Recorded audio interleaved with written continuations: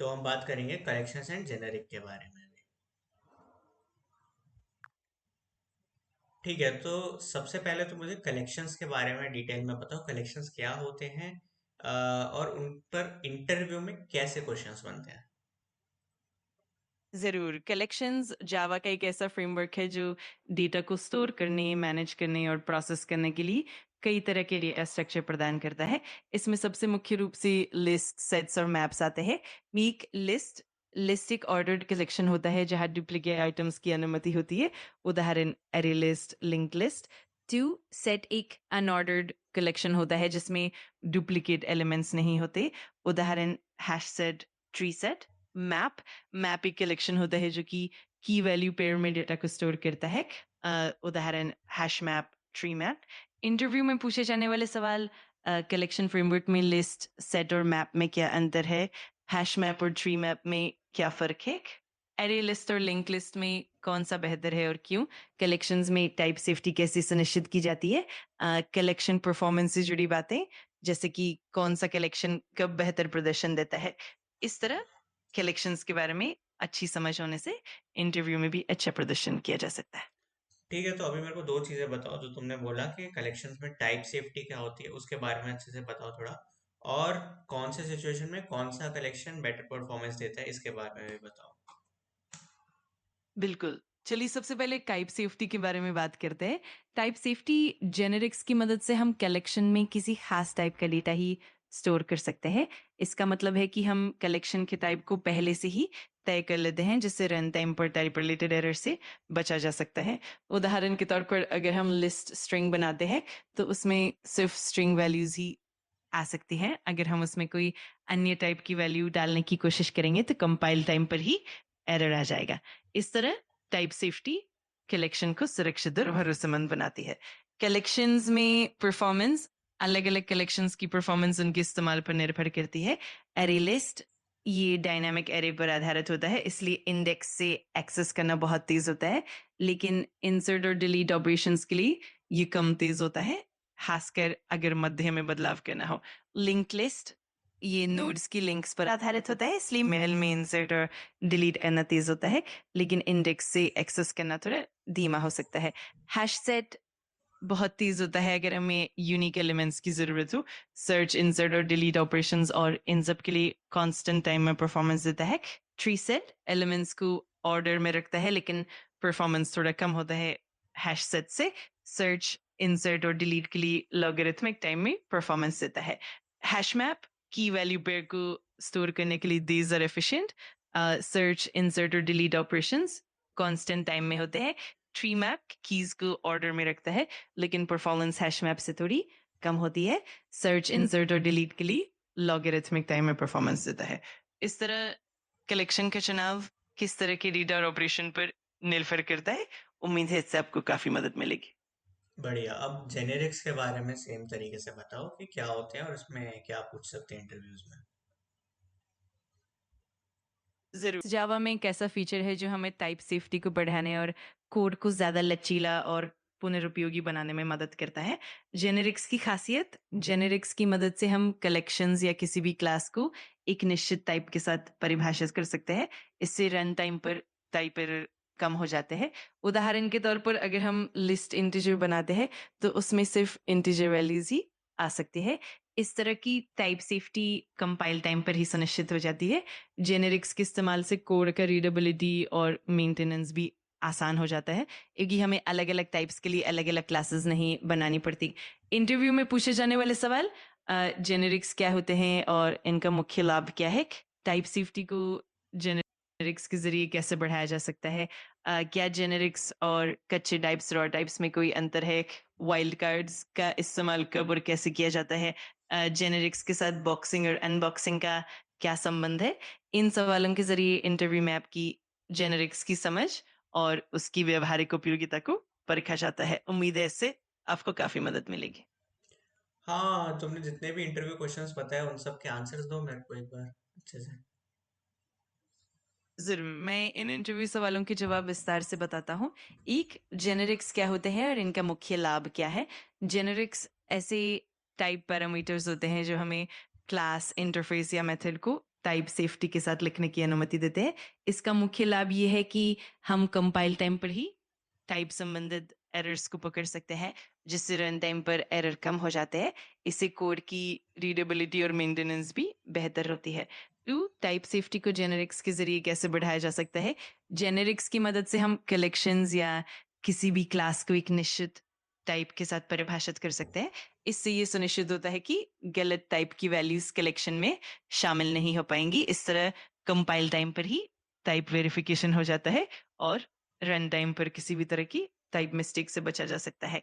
3, क्या जेनेरिक्स और कैची टाइप्स में कोई अंतर है? हाँ, कैची टाइप्स का मतलब है कि हम कलेक्शन या क्लास को किसी भी टाइप के साथ इस्तेमाल करते हैं, यानी टाइप पैरामीटर्स की जानकारी नहीं देते। इससे टाइप सेफ्टी कम हो जाती है और रन टाइम पर एरर की संभावना बढ़ जाती है। जेनेरिक्स का इस्तेमाल करके हम इस समस्या से बचते हैं। 4, वाइल्ड कार्ड्स का इस्तेमाल कब और कैसे किया जाता है? वाइल्ड कार्ड्स का इस्तेमाल तब किया जाता है जब हमें किसी क्लास या मेथड को अलग अलग टाइप्स के साथ काम करना हो। उदाहरण के तौर पर एक्सन्स टी या actions super T wild cards का इस्तेमाल करके हम टाइप की फ्लेक्सिबिलिटी बनाए रखते हैं, बिना टाइप सेफ्टी को खतरे में डाले। 5, जेनेरिक्स के साथ बॉक्सिंग और इनबॉक्सिंग का क्या संबंध है? जब हम प्रिमिटिव टाइप्स को जेनेरिक्स के साथ इस्तेमाल करते हैं तो उन्हें ऑटोमेटिकली बॉक्स किया जाता है। ये बॉक्सिंग और इनबॉक्सिंग की प्रक्रिया है जिससे प्रिमिटिव टाइप्स को ऑब्जेक्ट टाइप में बदलना पड़ता है। इससे परफॉर्मेंस पर थोड़ा असर पड़ सकता है, लेकिन जेनेरिक्स के साथ टाइप सेफ्टी भी मिलती है। इस तरह इन सवालों के जवाब से इंटरव्यू में आपकी जेनेरिक्स की समझ और कौशल साफ दिखेगा। ठीक है। तो जेनेरिक्स में ही सबसे पहले बात करते हैं टाइप इरेजर की, जो कि है रन टाइम रिमूवल। इसके बारे में बताओ। बिल्कुल, टाइप एरेज़र जेनेरिक्स का एक अहम कॉन्सेप्ट है। जब हम जेनेरिक्स का इस्तेमाल करते हैं तो कंपाइल टाइम पर टाइप पैरामीटर्स को परिभाषित किया जाता है, लेकिन रन टाइम पर उन टाइप पैरामीटर्स को हटा दिया जाता है।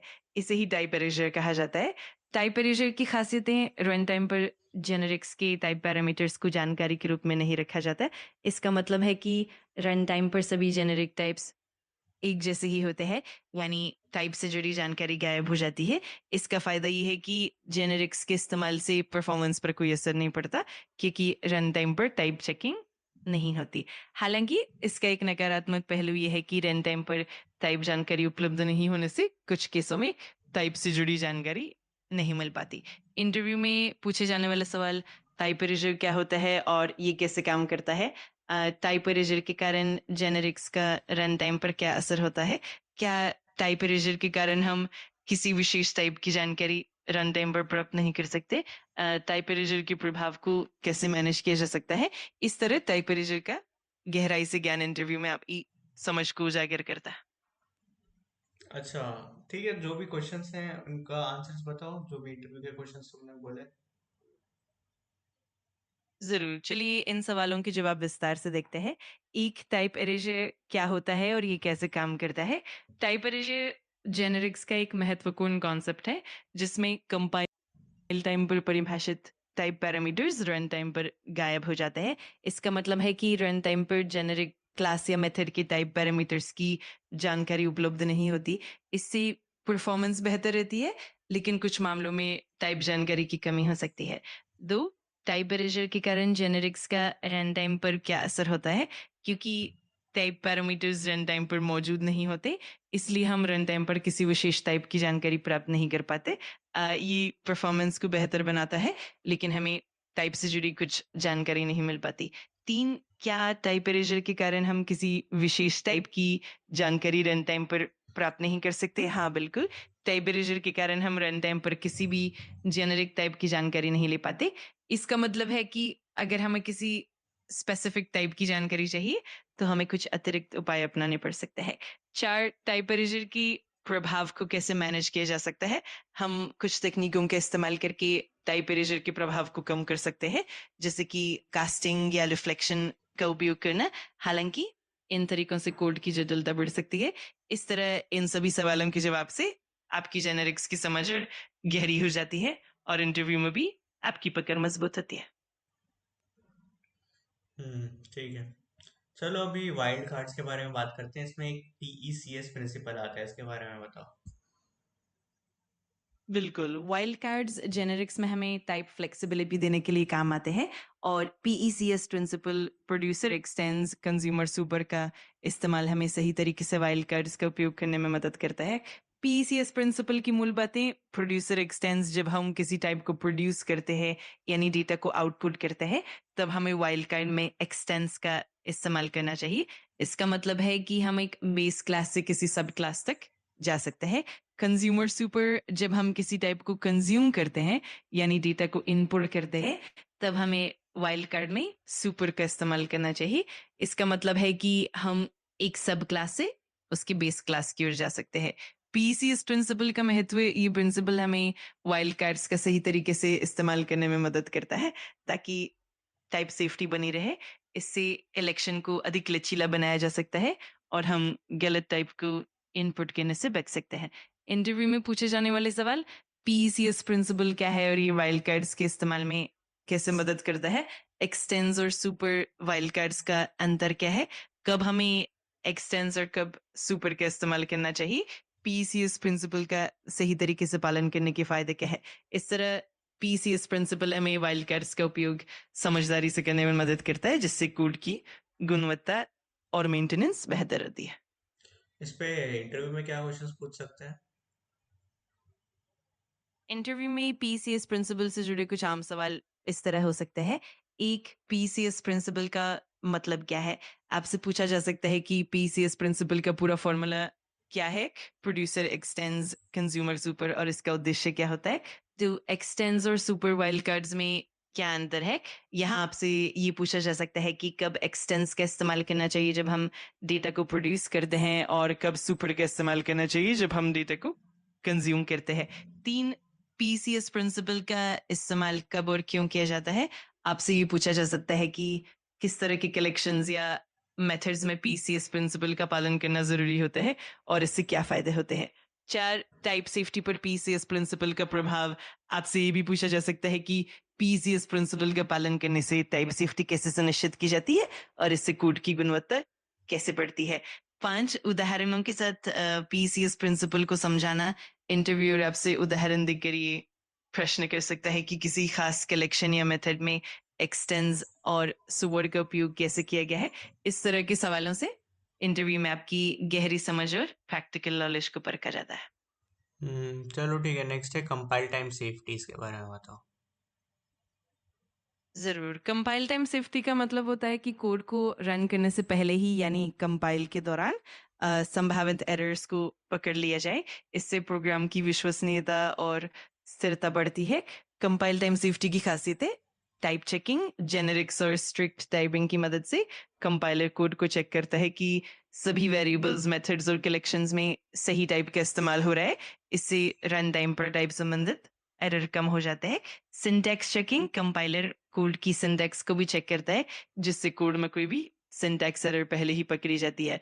डिपेंडेंसी चेकिंग, अगर किसी क्लास या मेथड का उपयोग हो रहा है तो कंपाइलर ये सुनिश्चित करता है कि सभी डिपेंडेंसीज सही तरीके से उपलब्ध है। कंपाइल टाइम सेफ्टी के फायदे, कम रन टाइम एरर्स, क्योंकि ज्यादातर एरर्स कंपाइल टाइम पर ही पकड़े जाते हैं इसलिए रन टाइम पर कम समस्याएं आती है। बेहतर परफॉर्मेंस, कंपाइल टाइम पर सभी चेकिंग हो जाने से रन टाइम पर कोड ज्यादा तेज चलता है। आसान डिबगिंग, एरर के जल्दी पकड़े जाने से डिबगिंग भी आसान हो जाता है। इंटरव्यू में पूछे जाने वाले सवाल, कंपाइल टाइम सेफ्टी और रन टाइम सेफ्टी में क्या अंतर है? जेनेरिक्स कंपाइल टाइम सेफ्टी को कैसे बढ़ाते हैं? टाइप चेकिंग के फायदे क्या हैं? कंपाइल टाइम पर सिंटैक्स और डिपेंडेंसी चेकिंग कैसे होती है? इन सवालों से आपकी कोड की गुणवत्ता और समझ को परखा जाता है। ठीक है, हम अभी कंकरेंट हैश मैप के बारे में बात करेंगे। ये क्या होता है? कंकरेंट हैश मैप जावा का एक कलेक्शन क्लास है जो मल्टी थ्रेडेड एनवायरनमेंट में इस्तेमाल के लिए डिजाइन किया गया है। इसका मकसद ये होता है कि कई थ्रेड्स एक साथ हैश मैप को सुरक्षित तरीके से एक्सेस कर सके बिना किसी डेटा करप्शन की। कंकरेंट हैश मैप की खासियतें, thread safety, concurrent hash map को इस तरह से डिजाइन किया गया है कि एक ही समय पर कई थ्रेड्स सुरक्षित रूप से इसका उपयोग कर सके।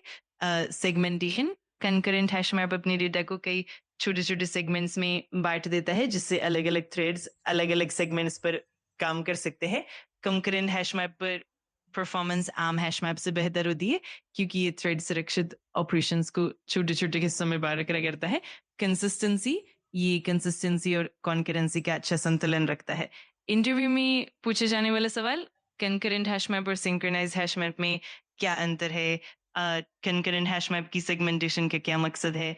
मल्टी थ्रेडिंग में कंकरेंट हैश मैप का उपयोग कब और क्यों करना चाहिए? कंकरेंट हैश मैप के फायदे और सीमाएं क्या है? इस तरह कंकरेंट हैश मैप की समझ आपको मल्टी थ्रेडेड एप्लीकेशंस के संदर्भ में गहरी जानकारी देती है। हाँ, तो फिर बताओ क्या यूज़ है, मतलब कब हम यूज़ करते हैं कंकरेंट हैश मैप का मल्टी थ्रेडिंग में? कंकरेंट हैश मैप का इस्तेमाल हम तब करते हैं जब हमारे एप्लीकेशन में कई थ्रेड्स को एक ही समय पर एक ही डेटा स्ट्रक्चर तक पहुंचने की ज़रूरत होती है और हम चाहते हैं कि डेटा का इंटीग्रिटी और थ्रेड सुरक्षा बनी रहे। कंकरेंट हैश मैप के उपयोग के उदाहरण कैशिंग, जब हम किसी कैश में डेटा को स्टोर करते हैं और कई थ्रेड्स उसे पढ़ने और लिखने की कोशिश करते हैं, तो कंकरेंट हैश मैप ये सुनिश्चित करता है कि डेटा सही बना रहे। शेयर की जाने वाली स्टेट, अगर कई थ्रेड्स को एक ही डेटा स्ट्रक्चर को बदलना या पढ़ना होता है तो कंकरेंट हैश मैप इसे सुरक्षित तरीके से मैनेज करता है। पब्लिकेशन सब्सक्रिप्शन, ऐसे सिस्टम्स जहाँ के कंज्यूमर अलग अलग डेटा को प्रोसेस करते हैं, कंकरेंट हैश मैप डेटा को सही तरीके से मैनेज करने में मदद करता है। काउंटर्स और एग्रीगेशन, कई थ्रेड्स जो किसी वैल्यू को इंक्रीमेंट या डिक्रीमेंट करते हैं तो कंकरेंट हैश मैप इन ऑपरेशंस को सुरक्षित रूप से हैंडल करता है। कब इस्तेमाल करें? जब परफॉर्मेंस और थ्रेड सुरक्षा दोनों की ज़रूरत हो। जब हम एक ही डेटा स्ट्रक्चर को कई थ्रेड से एक्सेस करवाना चाहते हैं, जब हमें हाई कॉन्करेंसी वाले एप्लीकेशंस में कंसिस्टेंसी और डेटा इंटीग्रिटी बनाए रखनी हो। इस तरह concurrent hash map multi threaded परिस्थितियों में एक बेहतरीन समाधान है। बढ़िया। इसमें सेगमेंटेड लॉकिंग क्या होती है और लॉक फ्री रीड्स क्या होते हैं? बिल्कुल, सेगमेंटेड लॉकिंग और लॉक फ्री मैकेनिज्म्स दोनों ही मल्टी थ्रेडेड कंसर्न्स को हल करने के तरीके हैं। सेगमेंटेड लॉकिंग, इसमें कलेक्शन डेटा को कई छोटे छोटे सेगमेंट्स में बांट दिया जाता है। हर सेगमेंट को एक अलग लॉक के साथ प्रोटेक्ट किया जाता है, जिससे कई थ्रेड्स अलग अलग सेगमेंट्स पर काम कर सकते हैं। इससे कंटेंशन कम हो जाता है क्योंकि एक थ्रेड को पूरी डेटा स्ट्रक्चर को लॉक करने की जरूरत नहीं होती। सेगमेंटेड लॉकिंग परफॉर्मेंस को बेहतर बनाता है और कंकरेंसी को बढ़ावा देता है। Lock free mechanisms, lock free programming का मतलब है कि किसी भी ऑपरेशन के दौरान कोई थ्रेड अन्य थ्रेड को ब्लॉक नहीं करता। इसमें डेटा स्ट्रक्चर को इस तरह से डिजाइन किया जाता है कि थ्रेड्स बिना लॉक के एक साथ काम कर सकते हैं।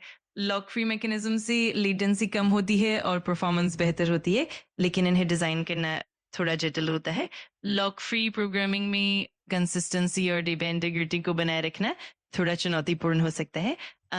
कब क्या इस्तेमाल करें? अगर परफॉर्मेंस और हाई कॉन्करेंसी जरूरी हो तो कंकरेंट हैश मैप में सेगमेंटेड लॉकिंग बेहतर होता है।